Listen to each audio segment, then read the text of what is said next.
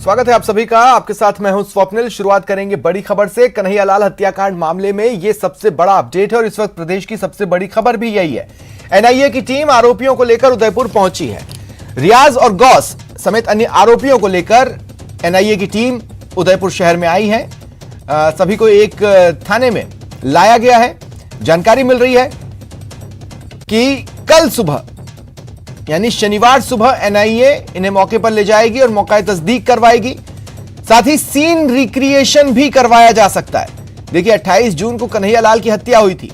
इसके बाद पुलिस ने जांच शुरू की। कुछ ही घंटों में आरोपियों को पकड़ा गया। इसके बाद पूछताछ के आधार पर और भी आरोपी गिरफ्तार हुए। अब तक 9 लोगों की इस मामले में गिरफ्तारियां हो चुकी हैं। फिलहाल एक लंबे अरसे के बाद एनआईए की टीम वापस उदयपुर शहर में पहुंची है और उनके साथ है कन्हैयालाल हत्याकांड के आरोपी, मुख्य आरोपी, तमाम आरोपी।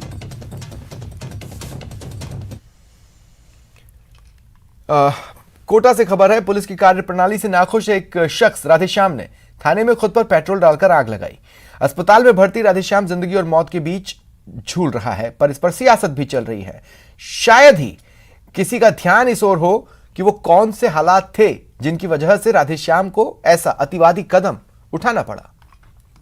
सर लेकिन 6 बजे सूचना मिल चुकी थी पुलिस को कि वो आएगा और 8 बजे की घटना है, तो 2 घंटे तक पुलिस क्या करती रही?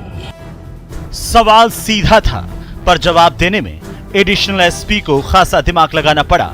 साहब ये तो मानते हैं कि किसी भी पीड़ित को कानूनी कार्रवाई करवाने का हक है, लेकिन लीगल एक्शन को अविलंब कराने के लिए इस तरह का कदम उठाया जाना यानी खुद को आग लगाना पूरी तरह अनुचित है। प्रश्न यह है कि किसी भी पीड़ित को कानूनी कार्रवाई करवाने का हक है और ये हमारी ड्यूटी है कि हम क्राइम को रोकें और कोई भी घटना हो उसमें लीगल एक्शन करें। लेकिन लीगल एक्शन को अविलंब कराने के लिए इस तरह की जो कदम उठाया जाना है, न तो वो कानूनी रूप से और ना किसी अन्य रूप से उचित है, न ही ये कोई अच्छा एग्जाम्पल है सोसाइटी के सामने। थाने में शख्स के आग लगाने से पुलिस के माथे पर बल पड़ गए हैं। उसकी पेशानी पर उभरने वाली परेशानी की वजह समझिए। उस मामले को सुनिए जिससे कोटा पुलिस की खासी किरकिरी हो रही है।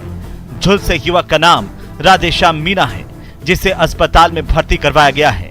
जानकारी के मुताबिक क्षेत्रीय पार्षद हरिओम सुमन से राधेश्याम मीना ने अपने इलाके में बिजली का पोल और केबल दुरुस्त करवाने की शिकायत की थी। सुधार नहीं होने पर सोशल मीडिया पर राधेश्याम ने पोस्ट डाल दी थी, जिसके बाद उसकी पार्षद से लड़ाई हुई थी। आरोप है कि पार्षद ने घर में घुसकर मारपीट की।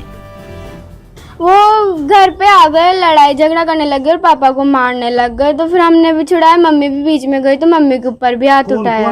वार्ड पार्षद और उसके साथ 2 और थे। भी थाने में रिपोर्ट दर्ज कराई। बिल्कुल, जब ये मामला हुआ मैंने रिपोर्ट दर्ज कराई। एक तो मेरी छवि खराब करना चाहता है, इस बारे में मैंने 2 रिपोर्ट दर्ज कराई है कि भाई ऐसे मामला हुआ है और ये मेरी छवि खराब करने में लगा रहता है। आपके नाम से कोई मैसेज डाला था क्या सोशल मीडिया पर? मेरे नाम से डाला था मैसेज।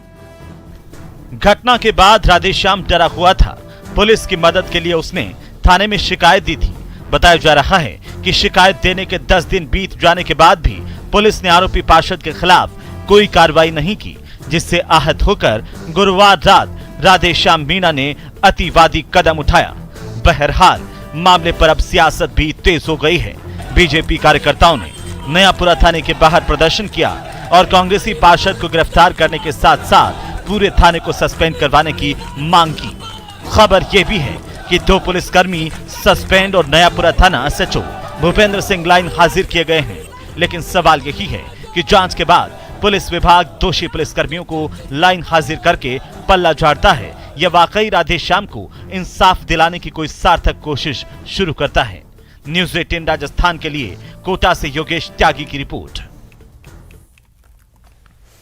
धौलपुर के बाड़ी उपखंड के एक सरकारी कार्यालय में तैनात महिला के साथ दुष्कर्म का मामला सामने आया। विधवा महिला ने वारदात के 4 दिन बाद पुलिस को जानकारी दी। पीड़ित महिला ने बताया, जब वो कार्यालय में काम कर रही थी तभी आरोपी विनोद ठाकुर ने उसे जान से मारने की धमकी देकर हैवानियत की और शिकायत करने पर हत्या की धमकी दी। उसने पुलिस में शिकायत की है। फिलहाल पुलिस जांच कर रही है। जिले के बाड़ीवृत्त इलाके में एक विधवा अनुसूचित जाति की 36 वर्षीय महिला कार्मिक जो एक सरकारी अस्पताल में कार्यरत है, ने एक व्यक्ति विनोद ठाकुर के खिलाफ आरोप लगाया है कि उसके साथ ज़बरदस्ती बलात्कार किया गया है। इस संबंध में महिला के 161 के बयान लिए गए हैं और उसका मेडिकल करा लिया गया है। अब विधि सम्मत प्रक्रिया जारी है, अनुसंधान किया। अलवर में 5 बच्चों की मां ने अपने प्रेमी के साथ निकाह कर लिया। महिला ने अपने पति और बच्चों को छोड़ प्रेमी के साथ निकाह किया। इतना ही नहीं, प्रेमी ने भी अपने बच्चों और पूरे परिवार को छोड़ प्रेमिका के साथ निकाह किया। अब प्रेमी और प्रेमिका की शादी से 10 बच्चे अनाथ हो गए। दरअसल हरियाणा के तावड़ू की रहने वाली महिला नूरजहां का निकाह 2007 में अलवर के तैयब खान से हुआ। शादी के 15 साल बाद नूरजहां अपने प्रेमी अलवर के तुलेड़ा गांव के रहने वाले मौसम खान के साथ भाग गई। पुलिस और बाल कल्याण समिति के सदस्यों ने बच्चों को बाल गृह भेज दिया है।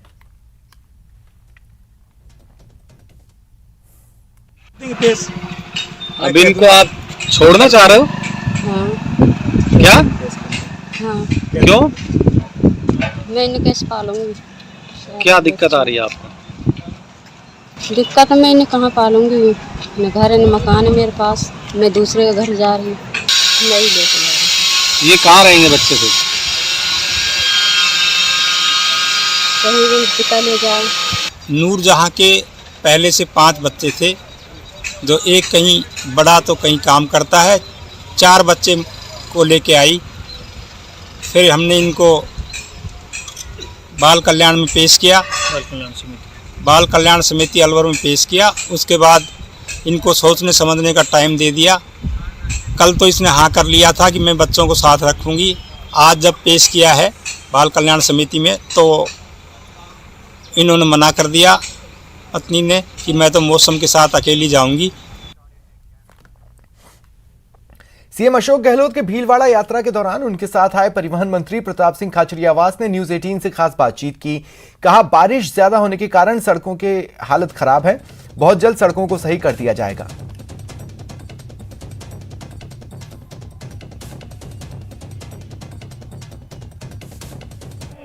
सीएम दौरे में अशोक गहलोत साहब के साथ प्रताप सिंह खाचरिया मंत्री भी यहाँ पहुंचे। आइए इनसे बात करते हैं। सर, लगातार लंपी वायरस बढ़ता जा रहा है, कहीं ना कहीं प्रदेश में इसके। मैं एक बात आपको कह दूं, लंपी को लेकर गौ माता को बचाने के लिए बीजेपी की अग्नि परीक्षा है। प्रधानमंत्री जी को तुरंत राष्ट्रीय आपदा घोषित करनी चाहिए। ये गौ माता को बचाने के लिए तो पूरा देश एक साथ खड़ा है। घर घर में लोग लड्डू बना रहे हैं, इलाज कर रहे हैं, लोग वैक्सीनेशन करा रहे हैं। राजस्थान की सरकार वैक्सीनेशन करे, लाखों वैक्सीनेशन हम कर चुके हैं। और मैं आज कह रहा हूँ, राजस्थान की सरकार चाहे पूरा खजाना लगाना पड़े, गौ माता को बचाने के लिए जी जान लड़ा देगी। कोई कमी नहीं रखेंगे। गौ माता को बचाना हम सबकी जिम्मेदारी है और हम गौ माता को किसी भी कीमत पर बचाएं और उसकी मदद करें। सब लोगों से एक अपील करूंगा, लंपी आदमियों में नहीं फैलता है, इसलिए डरे नहीं, सेवा करे गौ माता की। सर, कल भरतपुर में विश्वेंद्र सिंह जी की एक स्टेटमेंट आया कि जो सड़कों के हालात हैं, पीडब्ल्यूडी मिनिस्टर के लिए बोला कि अगर प्रेग्नेंट लेडी निकले तो वहाँ पे बच्चे भी, और जो मेरे गर्दन में पट्टा बंधा है वो उसी वजह से बंधा है। आप एक बात तय कर लेना, जब नीयत, नीति और सोच अच्छी होती है तब जमाना अच्छा होता है। राजस्थान का हर बांध भरा हुआ है। कांग्रेस, बीजेपी या किसी भी प्रधानमंत्री मोदी जी के पास या हमारे पास ऐसा कोई पाइप नहीं है बरसात कर दें। धन्यवाद देने का वक्त है भगवान को। आंखें अच्छी रखो, जो जमाना अच्छा हो। राजस्थान को पानी चाहिए, मिल गया।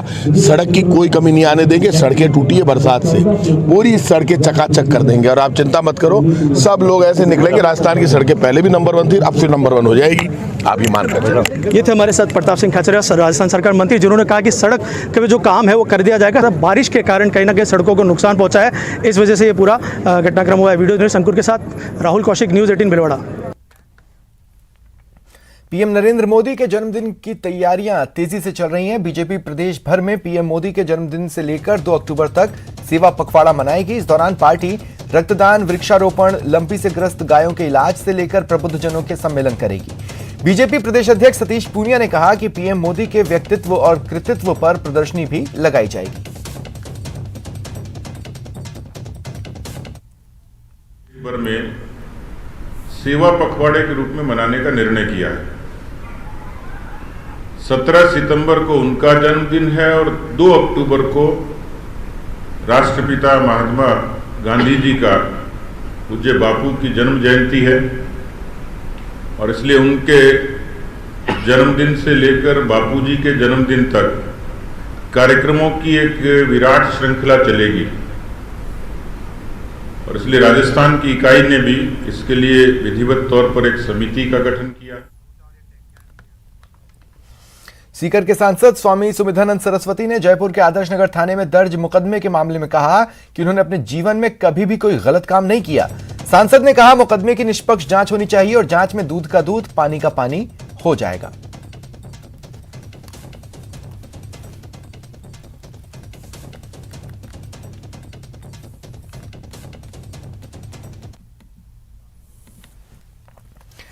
एसीबी टीम ने आज बड़ी कार्रवाई कर रेलवे के senior section engineer Mahesh Chandra Jatav को 20,000 की रिश्वत लेते रंगे हाथों पकड़ा। यह रिश्वत की राशि आरोपी ने खुली नीलामी में ठेका लेने वाले परिवादी इमरान और आरोपी शरीफ खान से ली थी। एसीबी के पुलिस उप अधीक्षक धर्मवीर के अनुसार पीड़ित परिवारों ने 16 लाख रुपए में 2 अलग अलग खुली नीलामी के ठेके लिए, जिसमें उन्हें रेलवे कॉलोनी इलाके में हरे पेड़ों की कटाई करना और उन्हें बेचना था।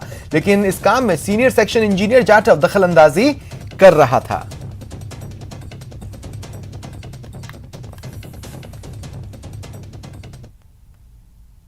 जब भी परेशान करते थे कि रोड पे गाड़ी नहीं भरोगे, कभी कहते हैं कि आना के अंदर गाड़ी नहीं लोगे, कभी कहते हैं कि पेड़ मत काटो इधर के, कभी यानी कि अनेक तरीके से परेशान किया जा रहा था। लेकिन ये तो खुला टेंडर था, आपने खुला टेंडर लिया? हाँ, खुली नीलामी ली थी, लेकिन क्या है कि उसके बावजूद भी इन्होंने हमें इतना परेशान किया कि हद से ज़्यादा। और जब हमने पूछा कि परेशान करने का कारण क्या है, तो इन्होंने बोला कि 50,000 रुपए दो, जब जाके तुम्हें परेशान करना बंद करूंगा। अपने एक दिवसीय दौरे पर जोधपुर आए ओम बिरला ने एक सामाजिक कार्यक्रम में शिरकत की। इसके अलावा बीजेपी कार्यकर्ताओं के स्वागत कार्यक्रम में हिस्सा लिया।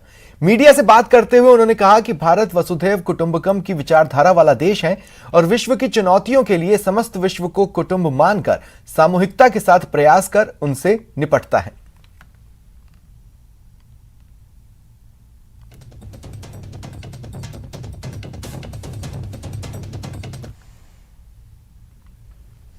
प्रदेश कांग्रेस कमेटी के अध्यक्ष गोविंद सिंह डोटासरा ने कहा कि 2023 में होने वाले विधानसभा चुनाव में कांग्रेस एक बार फिर सरकार बनाने में कामयाब होगी। साथ ही 2024 के आम चुनाव में भी कांग्रेस ही जीतेगी। कांग्रेस प्रदेश अध्यक्ष डोटासरा ने ये बातें भीलवाड़ा में मांडलगढ़ कस्बे के बिगोद में आयोजित ब्लॉक स्तरीय राजीव गांधी ग्रामीण ओलंपिक प्रतियोगिता का अवलोकन यात्रा के दौरान कही। गहलोत का आज भीलवाड़ा दौरा है। हमारे साथ सीएम अशोक गहलोत के साथ गोविंद सिंह डोटासरा आइए हमसे बात करते हैं। सर, चुनाव नजदीक आ रहे हैं, कहीं ना कहीं संगठन में नियुक्तियां बाकी है और कई जिलों में कर भी दी गई है, कई जिलों के जिलाध्यक्ष बाकी है, कई प्रकार की नियुक्तियां बाकी है। चुनाव बहुत नजदीक है तो संगठन की बहुत महत्वपूर्णता रहती है। देखिए, ऑल इंडिया के अध्यक्ष के अलावा सारे चुनाव निर्वाचित कर लिए गए हैं, जिसकी घोषणा जल्दी जो हमारा प्राधिकरण है मधुसूदन मिस्त्री जी जिसके अध्यक्ष हैं वो करेंगे। और मैं समझता हूँ सत्ता और संगठन समन्वय के साथ में जो हमारी सरकार की गुड गवर्नेंस है, जो फ्लैगशिप योजनाएं हैं, उसको हम गांव ढाणी तक ले जाएंगे, लोगों को समझाएंगे और ज़्यादा से ज़्यादा लोगों को हमारी सरकार की योजनाओं का लाभ मिले ये सुनिश्चितता करेंगे। कार्यकर्ताओं का मान सम्मान, उसको उसके काम जो भी हैं वो कराएंगे। और 2023 में हम पुनः सरकार में आएंगे और 2024 में मोदी सरकार जो महंगाई नहीं रोक पाई, जो बेरोजगारों को रोजगार नहीं दे पाई, जो ईडी सीबीआई इनकम टैक्स के आधार पर डरा धमका करके लोकतंत्र को की हत्या कर रही है, ऐसी सरकार को विदा करेंगे। सर, कहीं ना कहीं अमित शाह भी जोधपुर आए थे सर। 2023 में कांग्रेस का सूर्यास्त होगा, भाजपा की सरकार बनेगी। सर, उन्होंने बहुत बड़ा अमित शाह का एक हवा कर रखा है, अमित शाह आ जाएगा तो ये हो जाएगा, अमित शाह आ जाएगा। अब अमित शाह और मोदी अपनी ही पार्टी का खात्मा करेंगे, न कि किसी दूसरी पार्टियों का। आप देख सकते हो आज कहीं भी भाजपा की जिंदाबाद की बात नहीं करते हैं, या तो मोदी या अमित शाह। तो भाजपा कहाँ है? और भाजपा का जो दुरंगा था उसको छोड़ दिया उन्होंने, केसरिया के ऊपर फूल लगा लिया। तो आप समझ सकते हो कि केवल और केवल वोटों की फसल काटने के लिए हिंदू मुस्लिम कब्रिस्तान जो शमशान और पाकिस्तान हिंदुस्तान करते हैं, इसके अलावा इनके पास में करने को कुछ नहीं। 2023 में कांग्रेस रिपीट हो रही है? 2023 में 100% कांग्रेस रिपीट हो रही है। 2024 में यूपीए सरकार सत्ता में आ रही है। ये थे हमारे साथ पीसीसी चीफ गोविंद सिंह डोटासरा, जिन्होंने दावा किया है 2023 में कांग्रेस रिपीट होगी। वीडियो जर्नलिस्ट अंकुर के साथ राहुल कौशिक, न्यूज़ 18 भीलवाड़ा। प्रदेश के मुख्यमंत्री अशोक गहलोत भीलवाड़ा जिले के मांडलगढ़ क्षेत्र के बिगोद कस्बे में आयोजित ब्लॉक स्तरीय राजीव गांधी ग्रामीण ओलंपिक खेलों का अवलोकन करने पहुंचे थे। इस दौरान उनके साथ प्रदेश के खेल मंत्री अशोक चांदना भी पहुंचे। खेल मंत्री ने कहा कि मानव इतिहास में आज तक का सबसे बड़ा आयोजन हो रहा है, जहां 30 लाख प्रतिभागी हिस्सा ले रहे हैं। मंत्री चांदना ने यह भी कहा कि अगले साल ये आयोजन इससे भी दोगुने रूप में किया जाएगा।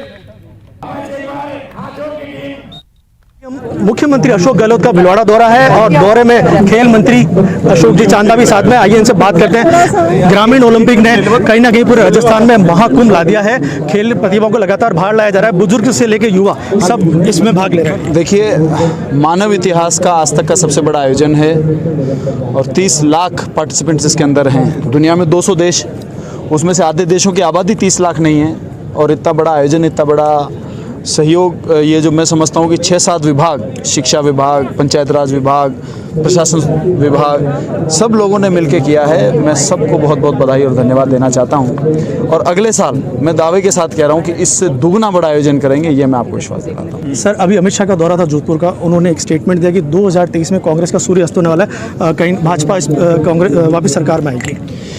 देखिए, अमित शाह जी ने तो शायद 2018 में भी आकर राजस्थान में कहा था कि बीजेपी रिपीट होगी, लेकिन रिपीट तो नहीं हुई। अमित शाह जी के कहने से कुछ नहीं होगा। प्रदेश की जनता चाहेगी वो होगा और प्रदेश की जनता ने कोरोना काल में प्रदेश के मुख्यमंत्री जी का काम देखा है।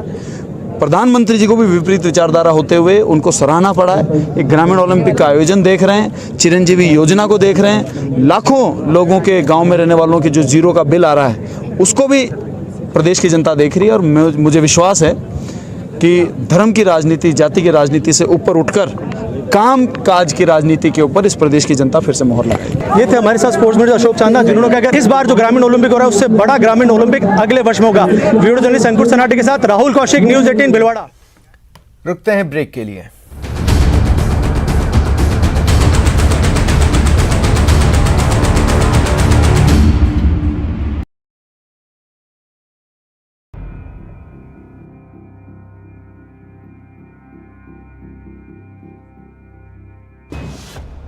सियासत के लिए गौमाता,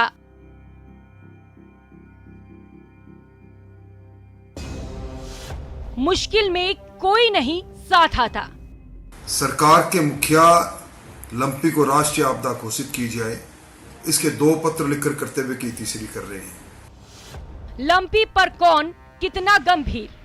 सरकार सर्वे कराने को भी तैयार नहीं है और इसी बीच के अंदर विधायक विकास कोष से जो अनुमति मिली है पैसा देने की, मैंने भी पैसा दिया है, माननीय विधायकों ने भी दिया है, पर इस प्रकार की आपदा संक्रमण से विधायक विकास कोष से इसको पूरा नहीं किया जा सकता। सरकार को इसके लिए विशेष प्रयास करना चाहिए।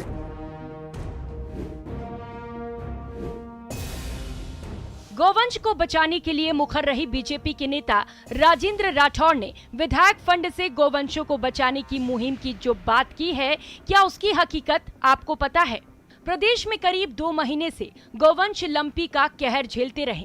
गोवंश को बचाने के लिए सीएम गहलोत ने कांग्रेस और बीजेपी के सभी विधायकों और सांसदों से गोवंश की रक्षा के लिए अपने अपने विधायक और सांसद कोटे से कुछ रकम मदद में देने की अपील की थी। लेकिन गौ माता को बचाने के दावों और उसकी हकीकत आंखें खोलने वाली है। सभी जिला कलेक्टरों की ओर से जारी आंकड़ों के मुताबिक प्रदेश के 200 विधायकों और 25 सांसदों में से अधिकांश ने गोवंश की रक्षा में अपना योगदान देने में रुचि नहीं दिखाई है।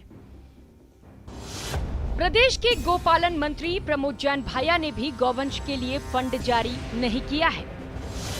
सीएम गहलोत कैबिनेट के अधिकांश मंत्री ने गोवंश की रक्षा के लिए अब तक फंड जारी नहीं किए हैं। बीजेपी के 71 विधायकों में से 27 विधायकों ने गोवंश के लिए अब तक फंड जारी नहीं किए हैं, जिनमें प्रदेश के कई कद्दावर नेता शामिल हैं। कांग्रेस के 121 विधायकों में से कुल 53 विधायकों ने फंड जारी नहीं किए। राजस्थान के 200 विधायकों में से 85 विधायक ऐसे हैं जिन्होंने गोवंश की रक्षा में दिलचस्पी नहीं दिखाई। अब वैसे चेहरों के बारे में आपको बता रहे हैं जिन्होंने गोवंश को बचाने में आगे बढ़कर अपना योगदान दिया है। इस काम में सबसे आगे हैं जालौर के बीजेपी सांसद देवजी पटेल, जिन्होंने 25 लाख रुपए की राशि गोवंश की रक्षा के लिए जारी की है। तो भीलवाड़ा के बीजेपी सांसद सुभाष बहेड़िया ने 10 लाख रुपए दिए हैं। गहलोत सरकार के मंत्री विश्वेंद्र सिंह ने गोवंश की रक्षा के लिए 20 लाख की रकम दी है। तो अनूपगढ़ के विधायक संतोष ने भी कलेक्टर को 20 लाख की राशि दी है। तो गोवंश की रक्षा के लिए 5 लाख तक की रकम देने वाले प्रदेश में 41 विधायक हैं।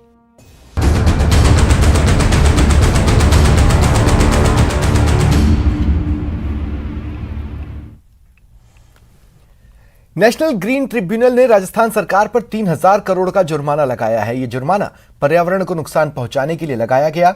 सरकार ने ठोस और तरल कचरे का प्रबंधन और औद्योगिक इकाइयों से निकलने वाले प्रदूषित पानी को डिस्चार्ज करने का कोई प्रबंधन नहीं किया। इसी आरोप में यह जुर्माना लगा है। जयपुर, नीमराणा, भिवाड़ी, अलवर, भीलवाड़ा और पाली समेत कुछ अन्य जगहों पर सीमेंट और अन्य फैक्ट्रियां हैं। यहां से निकलने वाले पानी से नदियां प्रदूषित हो रही हैं। इसके अलावा शहरों से निकलने वाले ठोस कचरे का भी सही से निस्तारण नहीं हो रहा। इसी के चलते एनजीटी ने गहलोत सरकार पर 3000 करोड़ का जुर्माना लगाया।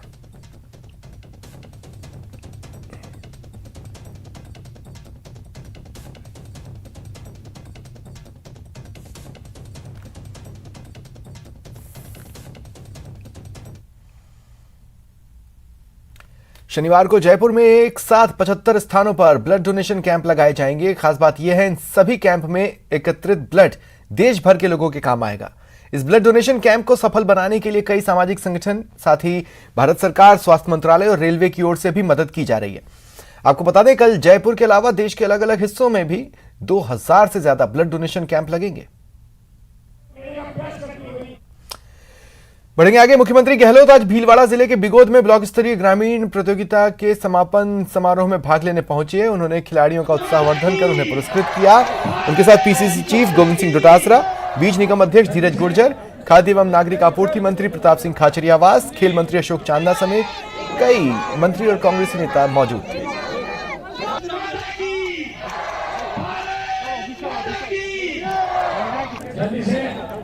कांग्रेस से हिंदुस्तान के दिलों में बसी हुई है, वो निकल नहीं सकती, क्योंकि इतना बड़े त्याग, बलिदान, कुर्बानी हुई है देश के अंदर। 10 से 12 साल तक जेल में बंद रहे पंडित नेहरू, लोग भूल सकते हैं क्या? अब नई पीढ़ी को गुमराह कर रहे हैं।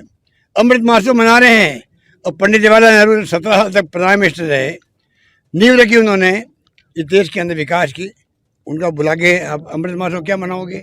तो ये जो कुछ भी हो रहा है देश के अंदर, तनाव का माहौल, हिंसा का माहौल, ये खत्म होना चाहिए। प्यार, मोहब्बत, सद्भावना रहे आपस के अंदर। मैं प्रधानमंत्री से बार बार कहता हूँ, रिक्वेस्ट करता हूँ हाथ जोड़ के, आप अपील करो देशवासियों से कि देश में प्यार, मोहब्बत, भाईचारे से सब लोग रहें, और मैं किसी कीमत पर हिंसा बर्दाश्त नहीं करूँगा। कोटा के किशनपुरा तकिया गांव में पिछले दिनों मंदिर के पुजारी के घर हमला मामले में अभी तक कार्रवाई नहीं होने से आक्रोशित परिजनों द्वारा कलेक्ट्रेट के बाहर दिया जा रहा अनिश्चितकालीन धरना आज भी जारी रहा। आज धरना स्थल पर वैष्णव समाज के लोगों ने सद्बुद्धि यज्ञ किया। जल्द कार्रवाई नहीं होने पर परिजनों ने आत्मदाह की चेतावनी तक दी।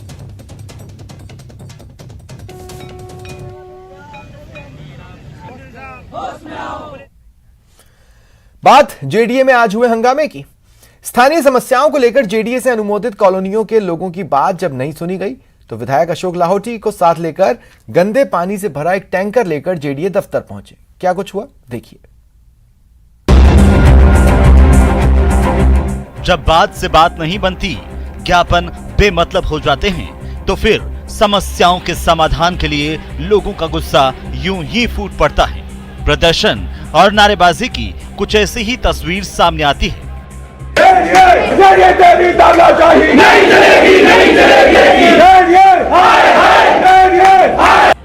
हंगामे की ये तस्वीरें जेडीए की हैं, जहां जयपुर नगर निगम के पूर्व मेयर और विधायक अशोक लाहौटी सीवरेज के गंदे पानी से भरा टैंकर लेकर पहुंच गए।